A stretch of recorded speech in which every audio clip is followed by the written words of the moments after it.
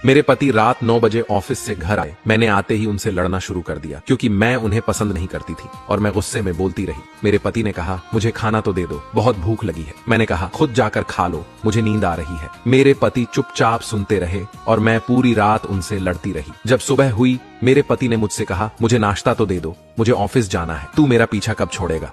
मैंने गुस्से में कहा, मैं तुझसे तंग आ गई हूँ, भगवान करे तो मर जाए। मेरे पति कुछ नहीं बोले और ऑफिस चले गए। मैं अपने बच्चों को स्कूल से लेकर वापस आ रही थी तो मेरे घर के सामने बहुत भीड़ लगी हुई थी। भीड़ को देखकर मैं चौंक गई और अपने घर के करीब पहुंची तो देखा कि मेरे पति की लाश घर के सामने पड़ी थी। मेरे ऊपर कयामत सी आ गई। मेरे हाथ पैर कांपने लगे। मेरे अंदर एक सन्नाटा सा छा गया। लोग आपस में बातें कर रहे थे कि कार से मनोज का एक्सीडेंट हुआ है। मैं जोर से चीखने लगी और चिल्लाने लगी कि मनोज उठ जाओ, मैं अब तुमसे कभी नहीं लड़ूंगी, तुम्हें कुछ नहीं कहूंगी, मुझे कुछ नहीं चाहिए, उठो मनोज, तुम्हें भूख लगी थी ना, चलो मैं खाना देती हूँ। मैं मनोज के हाथ पैर चूमने लगी, मुझे छोड़कर ना जाओ, उठ जाओ। लेकिन मनोज कैसे उठता, उसे तो मेरी बद्दुआ और मेरी नहुसत, मेरे करबे लहजे ने मार दिया था। मनोज के जाने के बाद मुझे दुनिया के रंग नजर आने लगे, मुझे रिश्ते बदलते दिखने लगे, मेरे सब अपने मुंह से मुंह मोड़ने लगे, दुनिया के लोग मुझे गंदी नजरों से देखने लगे। फिर कुछ दिनों में मुझे मेरा घर छीन लिया गया, जो हिस्सा मेरा बनता था मेरे ससुराल वाले ने मुझे दे दिया। मनोज के मरने के बाद मुझे एहसास हुआ कि पति जैसा भी हो, चाहे पसंद का हो या नापसंद का, लेकिन औरत के सर का ताज होता है।